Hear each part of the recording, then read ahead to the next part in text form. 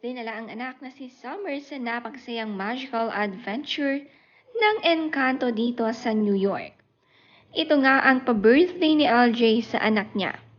Pinadanas ang Disney Encanto Camp Show na bihira lang maganap dito.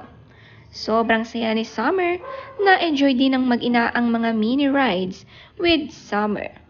Ang bilis nga at isang taon na mahigit sila dito sa New York.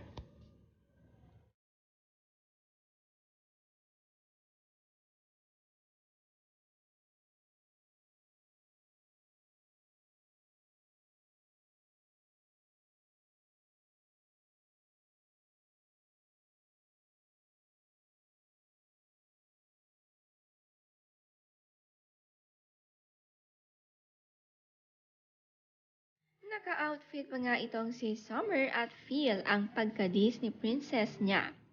Hilig nga niya ang Disney movie na Encanto, kaya ito ang napili ni LJ na i-spend ng araw nila.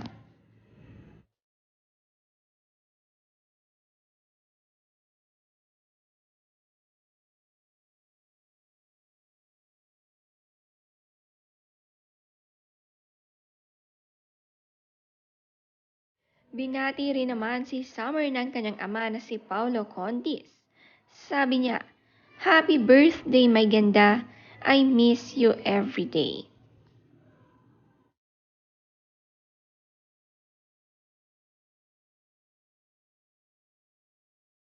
Ang cute nga ng solo bonding ng mag-inang Summer at LJ Reyes.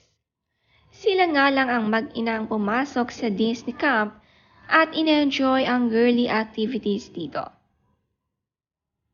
Sobrang na-enchanted si Summer dahil marami siyang kaibigan na na-meet.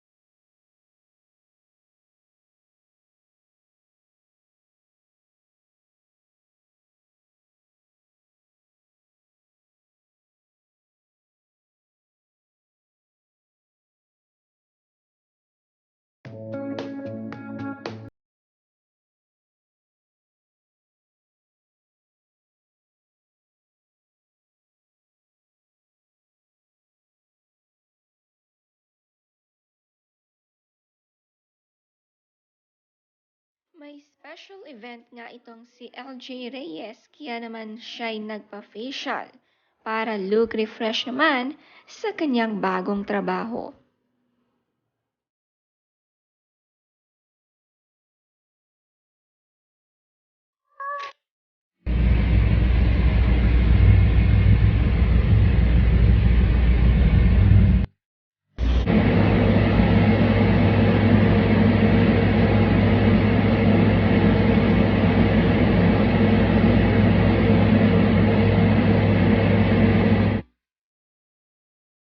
Ayon kay LJ, natakot siya sa kanyang mukha.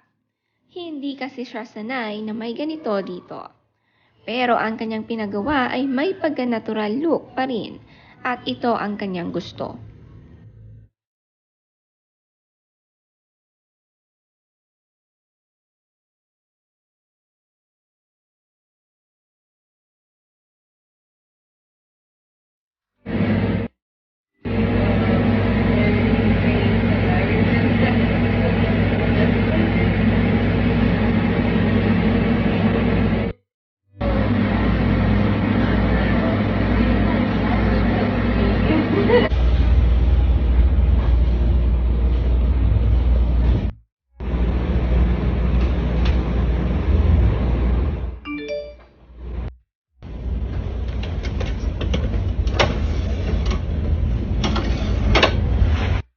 Sure?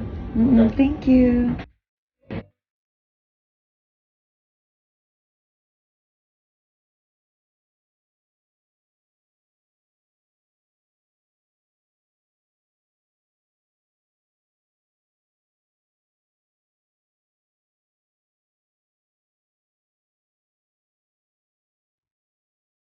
LJ Reyes sobrang proud sa kanyang panganay na anak na si Aki.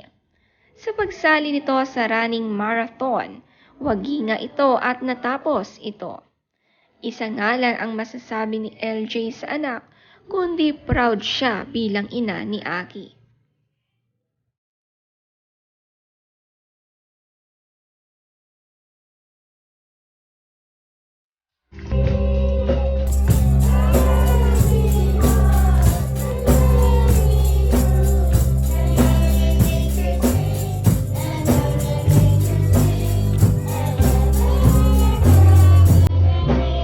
Nitong Pasko naman answered prayer raw ni LJ ang naganap. Sabi niya, Christmas Day 2022 was an answered prayer for me. I have always hoped that I could attend service on the day, which also happens to be my birthday, and it finally happened. I attended Christmas service with my kids.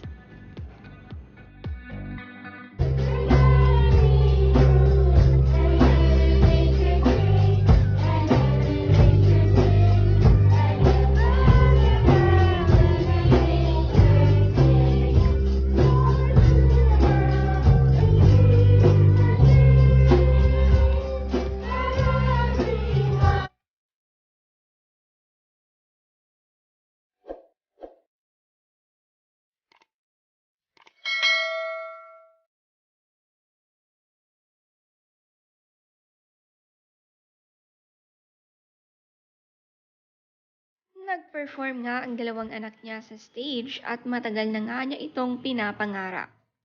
Si Summer nga ay very good sa mga performance at gustong-gusto niya ito. Mukhang mana sa mami na gusto rin mag-acting. Sabi ni LJ, Summer has always been such a performer and she melted everyone's heart. She likes being on stage, singing and seeing her audience get entertained. She owned the microphone and I couldn't be prouder.